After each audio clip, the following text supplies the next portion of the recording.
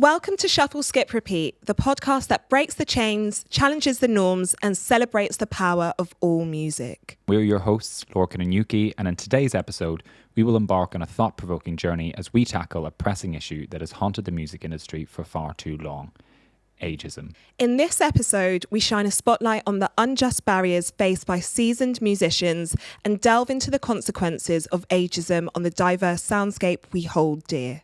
But before all that, however, let's delve into the world of new music releases.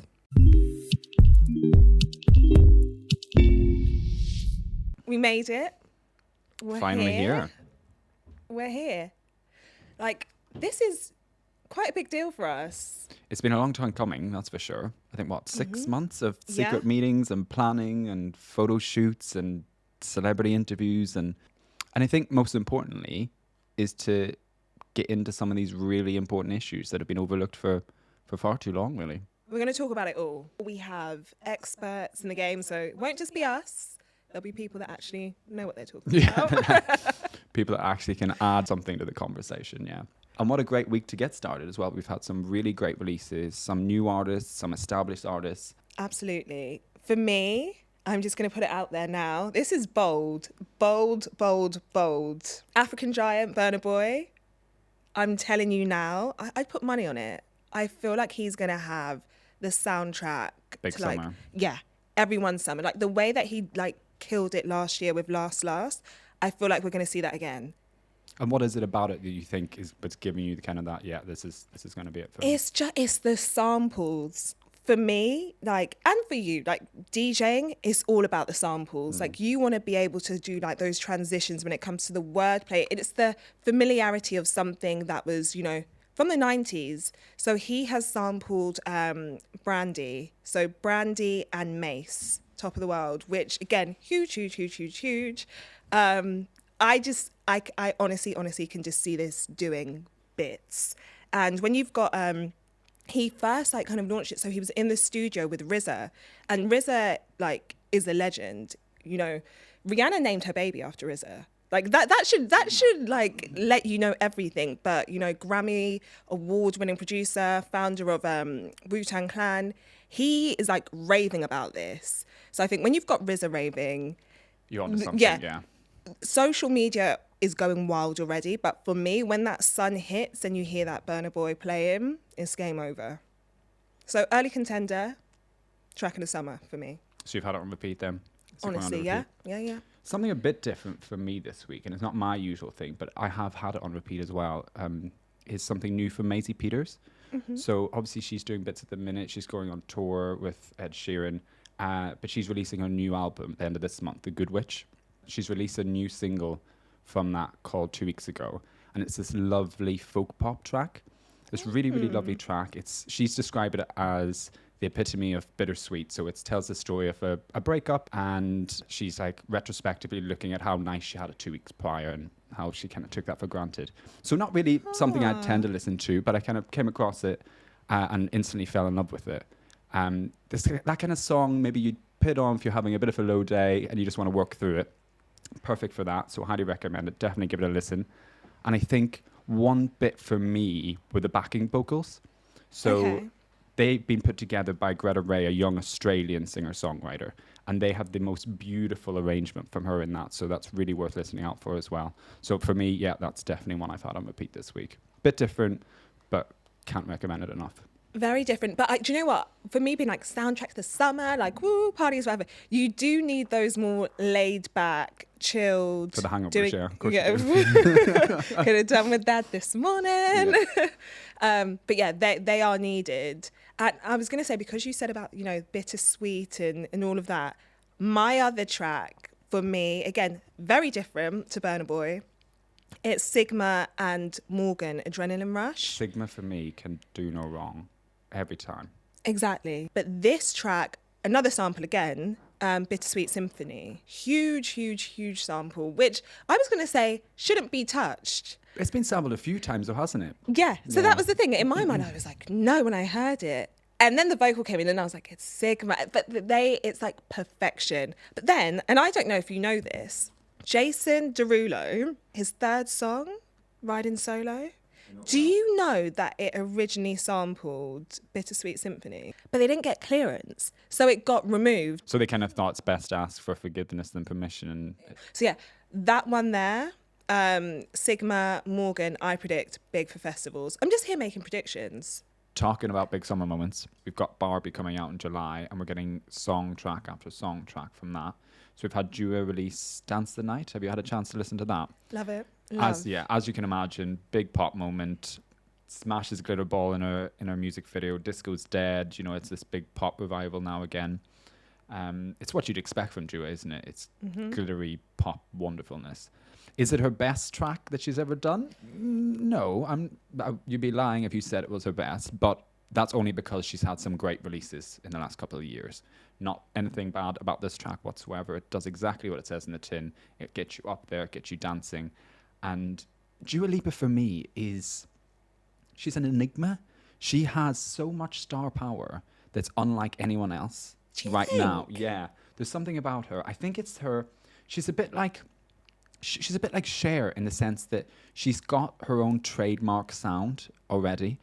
I'm sorry. She's got it's not that she sounds like Cher. No. But she Cher sounds like her. Does that make sense? You know it's a Dua track. Whereas there's some pop girlies at the minute, you'd be like, which one's this? Name names. No way in hell. Name names. But you know it's Dua. You know it comes on and you're like, that's Dua. Yeah, she brings the larynx down and she creates this kind of deep texture to her voice. So you know it's her immediately, and it's trademarked. It's Dua Lipa. I'm going to be listening now to Dua's songs and listening out for that. What was it? That texture right from there. But no, you're right. Like I do like her. I feel like she has everything in terms of, yeah, like you said. For me Pop star. personally, yeah, she's a pop star. Yeah, she's like a modern day. I just don't think she's going anywhere anytime soon. Absolutely not. Track's great. As I said, does what it says in the tin. It's exactly what you want for a bit of fun Friday night. Drinks with the gals. Off you go. It's Barbie. It gives Barbie, exactly. Like, yeah, I'm here for it. Like, yeah, I'm excited. Now, the next one we have to talk about. And I've tried my best, and I will continue to try my best not to make this a Kylie Minogue podcast, but I am making no promises whatsoever. Especially with the timing we've got right now with a new album on the horizon. It might be a little bit difficult not to talk about her every week. But of course, we need to talk about Kylie's epidemic that she's causing across the UK, Europe, Australia, and even across the pond, which is very rare for Kylie. She's famously been overlooked in America for a long time, but is climbing the charts there as well as here with Padam Padam. Have you had a chance to listen? Of course, I didn't have a say. You sent it to me before it was even bloody released. Have I had a chance to listen? I like the song. If I'm honest, she's put crack in that song. Kylie Minogue has put drugs in that song because it is such an earworm. I like the song. I like the song a lot. It's just that formula that you get something that is earwormy. You get that head and heart. Bum, bum, bum. Video's incredible. Produced by Lost Boy as well. Obviously under winner there every time. And I think it gives a really good indication of what's to come with the new album. So obviously we had Disco being her last album, which went to number one. Golden before that, which went to number one. I've got no hesitations with this one at all. I think it's going to go straight to number one as well. BMG are doing some great things with her. They have done for the last two albums. I think, if I'm right in saying, they weren't meant to have her for this long, and she's continued to come back to them and stay with them because of how successful the relationship's been, which is great to see. And she's recently hit loads of milestones. So I don't know if you know, she is the first female artist to have a number one album in 5 consecutive decades with her last album, which is incredible, especially for an artist who at the time was only 52 when she got that. If you think about it, that's 5 decades. Oh, I did not know that. I'll take that. I have a story that I never told you, that I Okay. said to you I would tell you when we're sat here because I wanted to see your reaction. I'm scared. And this is one of those things that you read about on Twitter and people are commenting like, that never happened. It's that weird, or that surreal. So I was coming back from the gym a few nights ago. I go to the gym. Everyone in the comments like, does he? Coming back from the gym, and I go quite late at night because I like it empty. No offense to the British public, but just stay away from me when I'm trying to exercise. I don't like people in my face. And coming back from the gym late at night, and I've got Kylie on my head headphones. Yeah, So yeah. I'm listening to Padam Padam coming along. It's about midnight, pretty dark, and I see a guy kind of come up to my side. I'm like, okay, whatever. Yeah, Padam Padam. And he goes, oi. And I was like, oh, here we go. And I looked round, and he's got like a balaclava up over his face and a hood on. And do you know that meme, or that video clip where it's like, here we go. This is it. This is the moment. Now, I've never been mugged before in my life. So I was a bit excited. No. But I was like, fuck's sake, here we go. So I'm thinking to myself, like, as quick as I can, I'm like, right, what's in my pockets? Absolutely nothing. I've got my iPhone charger. What I'm going to do, whip him with it. Well. Yeah. Strangle. Welcome. So I've got nothing. And I'm like, right, what else can I do? I've just like pretty much like ruined my legs in the gym, so I can barely walk as it is. So can't run away from him. Brilliant. So I turned to him, and all I could think is, I'm on the phone. Sorry, I can't hear you. And then started to walk off.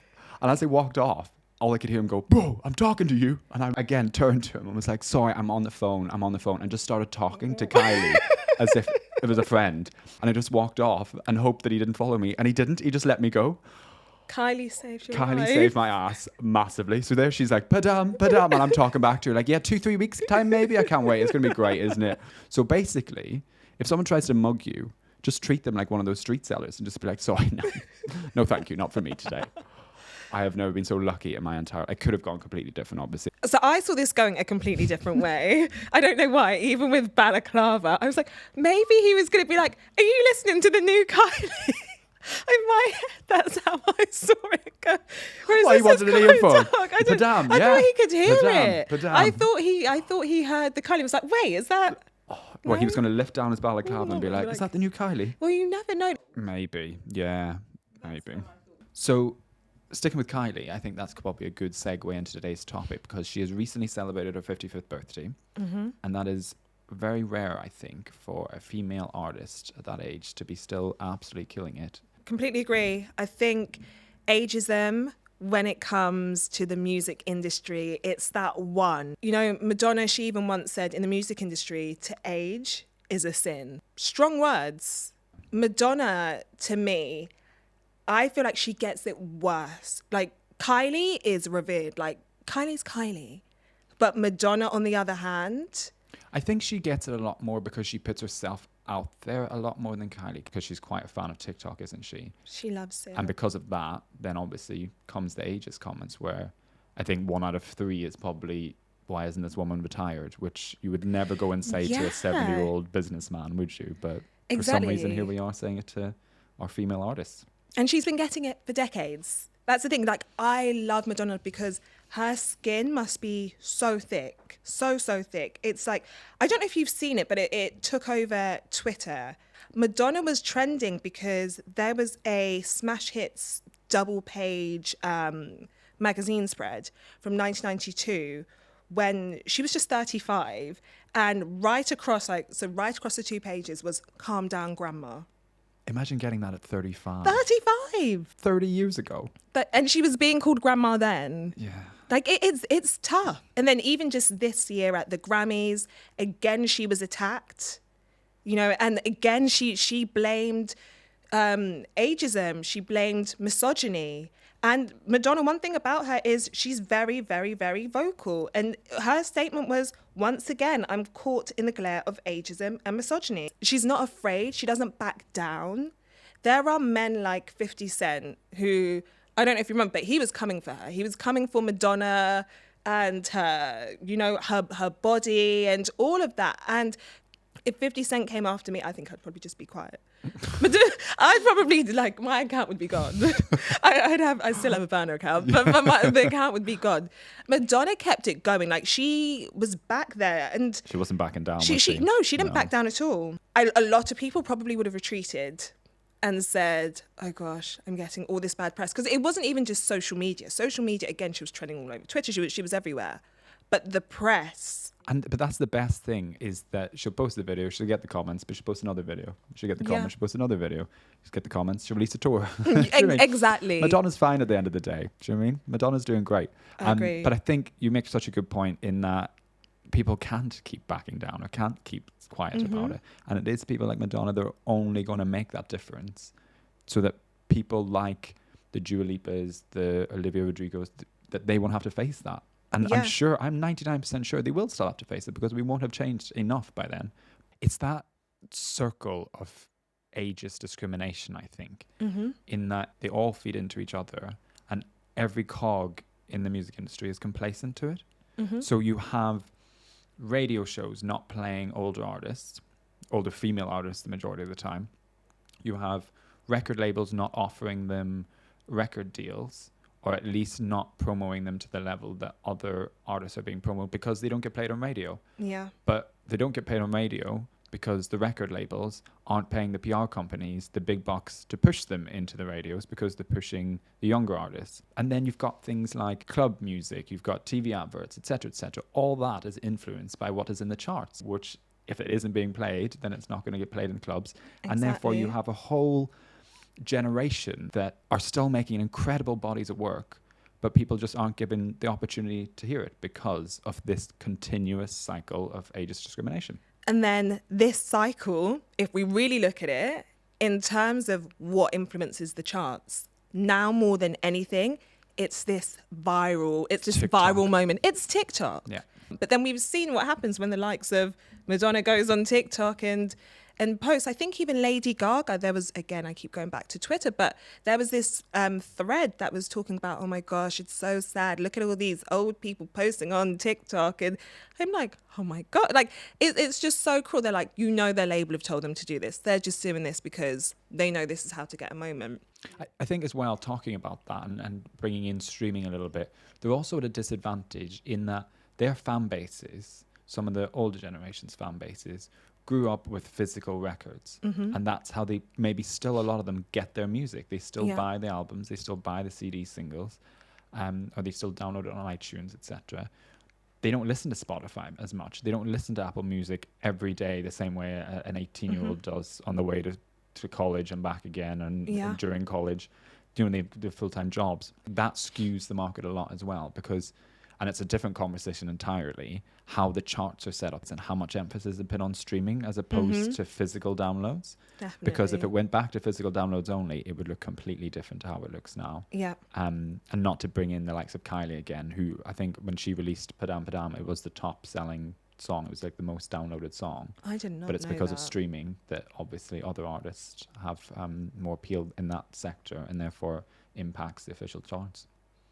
It's a very messed up part of the industry. You have people that are not even 30 feeling the need to lie about their age. There's been some famous examples of that, hasn't there? Loads of famous. There's Paloma Faith, who famously revealed that she took 4 years off her age. So she was 27, and she said she was 23. And the reason she did that was because she read an article which described Katie Tunstall, who was 27 at the time, as old. The article said the article said that Katie Tunstall was old at 27. I love Paloma Faith. I hate that she thought she had to do that because I know. She is the most incredible talent. She is the most incredible talent. Yeah. But there's so many. I know there's one that has just popped into my head as well. BB Rexa, I think at the age of 20, she was 29, I think, where a male exec told her that she was too old to be sexy now. And she famously tweeted that, and that went viral a few years back. It's not the one. It's not the one. When I say I would have slapped that bitch's fucking literally. First, I agree. It's the reclaiming of it, isn't it? It's the reclaiming of her sexy and being like, who are you? This is me. Look at me, 29 in all my glory. 29. 20s. Unbelievable. Anastasia is another one. So at 30, she was 30 at the time, but she said she was 23. And then, of course, for me, my girl, Mariah, Mimi, to those, who are Surely within the Mariah close... does not talk about her age. No. But she doesn't really talk about her age. She doesn't talk about birthdays even at all. Mariah has anniversaries. Okay. So it's her anniversary. Exactly. She has anniversaries. Okay, Don't I like ask that. her how old she is, whatever. But yeah, but I hate that about Wikipedia, that the information's there. I'd love if people just didn't know. It's none of the business. Just download the album if you want the album. But this is my thing, because I was like, how do these people get away with lying anyway? Because surely you feel like you always use Susan, that you had Susan from year 9, back when you were in year 9, you're kind of like, well, actually, she's not, we went to school together. Yeah, exactly. Yeah. But again, so some of these real life examples really paint the picture of how the issue is still so prevalent today. Although it's an issue that we can see across many industries, it's so prevalent in the music industry because we've got such a obsession with youthfulness. It's such an obsession. And there's been some really, really scary statistics recently as well. So USC in the States did a study and they polled lots of female music professionals, and 38% came back and said and quoted ageism as a main issue within their field. If you think about it, a huge percentage of those people polled will be quite young. Yeah. So if you take those people out of the equation, 38% is an incredibly high number of people. It is. To have said that they've experienced that within their careers. That's straight from the professionals themselves saying it, look, this is happening. But very little seems to be done about it. No, I agree. I think there's so much. This is like, there's so many layers to this, right? I do see a tide turning. I do see things are slowly. I feel like people are taking the power back. And I think you make a really good point there with trends, and TikTok's a perfect one, and the execs hide behind new trends and saying that the industry needs to evolve along with these new trends so that they can maximize commercial success. And then that means older artists associated with these previous eras are overlooked. And that's absolute rubbish, because you have those established artists like Shania Twain, like the Kylies, like Madonna, like Dolly Parton, coming out and reinventing themselves continuously. And if anything, doing it better than anyone else, because they know what they're doing. They've been doing it for long enough now. They know exactly how to do it. And people hiding behind these excuses that, so it's just not what's on trend at the moment. We need to go down this route. It's not true. It is just blatant ageism. 100%. And they say these things like these new trends and how they need to follow them and keep up with the new eras and new era of music, and how older artists are associated with previous eras. You can't say that. You can't say that about like the likes of Madonna, who created the previous era. Do you know what I mean? Yeah. She was on her hands and knees laying the foundation. And I'm not a Madonna fan, but I'm not going to deny that she didn't lay the foundations for all these other girls to come along now and have something to work from. Going back to TikTok, because TikTok is not all bad. It's not all bad at all. A lot of artists, a lot of older artists have been rediscovered by a newer generation via TikTok. You know, if you look at the likes of Kate Bush, she's been introduced to a whole new audience. Obviously, there were Strange Things, but really TikTok and, propelled her to that. Where did that chart even? I think it went back to number one. Yeah. Which is insane. So there's pros, there's cons. I'm not anti-TikTok. I just know it's something that is used within the industry. And I love that they don't have as much say over those kind of moments, because they happen very organically sometimes, and sometimes they happen organically. And all of a sudden, these music execs and record labels are now competing with songs. And I hear this all the time from songwriters. They're now having to compete with songs that entered the charts 20 years ago, which I love. I absolutely love the fact they're all sat around on a Monday morning being like, scrambling. We're not going to hit number one because Kate Bush is number one. Can you imagine? I love that. I absolutely love that. And you make such a good point that it does have a benefit to it, that they get to experience some incredible pieces of work that they may otherwise not have had the opportunity to. No, I completely agree. The tide is turning. Yeah, I agree that these last couple of years have seen some anomalies where you're like, oh. And the likes of Shania's album, I think, went to number one. Kylie's last couple of ones went to number one. These kind of things weren't happening before. Yeah. And there's been some really good collaborations as well. So you've got Rihanna and Paul McCartney a few years back. You have Nicki Minaj and Madonna. Recently, Anne-Marie and Shania Twain. Yeah, huge. And Galantis and Dolly Parton, which I absolutely love. Faith, I absolutely love that track. Let's bring in a bit of an expert. We are very, very fortunate to be joined by singer-songwriter and Grammy Award winner, Autumn Rowe. Autumn, thank you so much for joining us on Shuffle, Skip, Repeat. Weigh in a little bit here. Are we still obsessed with youthfulness in the music industry? There's a lot of money in making you feel like you're not good enough. That goes for the music industry, where if you feel like, oh, if I've got to maintain, I got to be younger, I got to be thinner, I got to be this, there's a lot of money to be made from that kind of mentality. Yeah, you make some really good points there.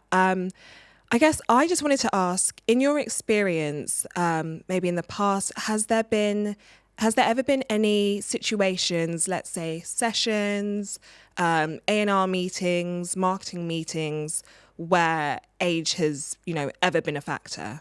I remember being like 16, and the first thing anyone asks about an artist is like, how old are you? How old are you? How old are you?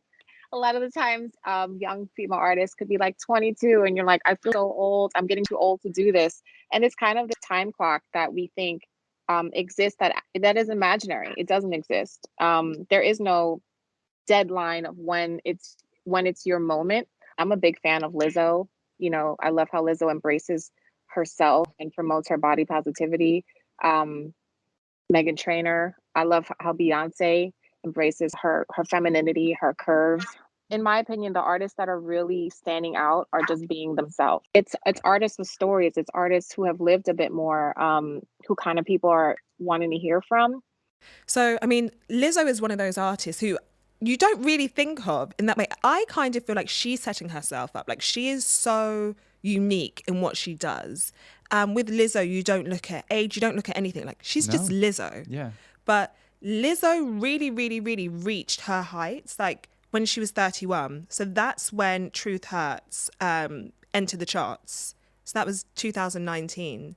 It was originally released in 2017, but it was a slow burner, I guess. Yeah. But Lizzo, it seemed like came from nowhere with her flute and with her outfits and with her sass, and just, it seems like she came out of nowhere, but she didn't. But I remember being sent DJ promo of a song by Lizzo, and I was like, this is sick. Who is this? And it was Lizzo, and then not hearing anything really about her. But clearly this girl was grinding, like she was putting in the work. And I think that's another thing as well. So a lot of these artists that seem to come into prominence, later on, later than 18, 19, 20, they've been putting in the work. They've been mastering their craft, and now they come and it's like, bang. But I think as well, she's probably a perfect example where her A&R have just been like, do you know what, let's let her personality shine through. And that's really what's set her above. And it just goes to show that people aren't interested in how old you are, how you look, as long as you're making great music and you're nice. Yeah. People will buy those tickets. People will buy the tickets even if you're not that nice. Exactly. But we won't go into that. No, I feel like as long as you're nice and you stand for something, Lizzo stands for something. Like, we look at all the people like we've mentioned. If you look at Madonna, like these are not just women who sing and get on stage and perform, but these are women who have opinions and aren't afraid to show them and share them. Dolly Parton, she made a really good comment a few years back. I remember reading it. She'd said about how you get to a certain age in the industry and people think you're over. And she said, I will never be over. No. I will still be making music, and if I have to, I will sell the albums out of the back of my car. I've done it in the past, and I'll do it again. And I just thought that's so well put. And if I'm honest, I don't think Dolly's going to have that problem anytime soon. That woman is booked and busy. She's like Queen in America, Yeah. She breaks it in.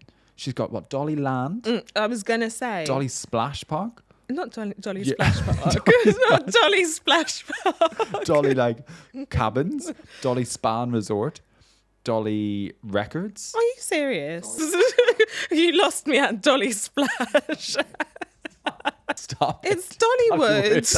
I'm looking at you like. And then she's got the Dolly Foundation where she teaches Americans how to read or something like that. That's mad. I'm kidding. She gives books to children in America, which is the most incredible thing, isn't it? And she's got a new album coming out this year with a lot of collabs on it. Yeah, Elton John's on it, Miley's on it, and it's going to be a rock-themed album. Oh yeah, because her and Miley, is she, what is it, Miley's godmother? Yeah, or something like that. There's some kind of connection. Yeah, so there's one to look out for. Dolly Parton still killing it. Mm-hmm.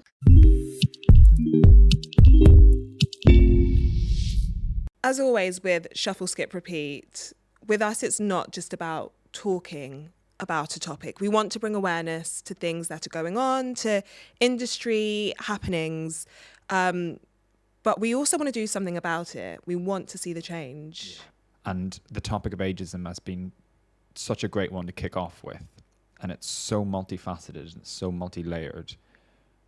But I think there could be things that everyone could be doing, and that's everyone, that's every cog in the music industry has their part to play, from record labels to PR to radio stations, and it's right down to consumers. I agree. Promoters, book these artists. You know, we haven't really touched on festival stages, but, you know, that's somewhere that I'd love to see more women I'd love to see more women, full stop. Yeah, but that's a whole other episode. Yeah. But, you know, over a certain age, it's just, there is a lot that we can all do. And I think by having these conversations, by speaking openly and honestly, I feel like there's even a lot of people that day to day it doesn't affect. So it's easy to just walk around like, you may love Dua today, but in 20 years' time, when you're still loving her and she's not being played on the radio, there are a lot of male counterparts that could be speaking up, because there's a lot of older male counterparts that are still played on the radio. Yep. There's a lot of artists that still hit the charts purely because they're male and not female. True. They're the same age, they're releasing work that's equally as good. They're still getting ahead of the female counterparts. So it's those people that we need to hear from. Well, I think that's one we could probably sit and talk for hours and hours about. It's been really wonderful getting into it. Really wonderful hearing from Autumn Rowe as well. We made it. We made it to the end. We made it. Oh my gosh. And sober as well. That's I know. Make sure you follow us on Spotify, Apple Music, wherever you get your podcasts from. Find us on social at Shuffle, Skip, Repeat. And most importantly, check out our bonus episode that's coming. Yep, you don't want to miss the bonus episode. We have so much more coming. Big thank you as well to Autumn Rowe, who is just absolutely incredible. We've mentioned Kylie a lot this episode. She will continue to be mentioned, but she's just one of the artists that Autumn has worked with. She's worked with Avicii, Dua, Little Mix, Leona Lewis. We're really excited that she's, you know, joined us and she's brought a wealth of knowledge to the topic. So yeah, make sure you check out our future episodes, and don't forget about those all-important bonus episodes where we will have a huge array of familiar faces talking to us about some of their favourite music, what they've been up to, and what their plans are for the future. You don't want to miss it. Bye. Done.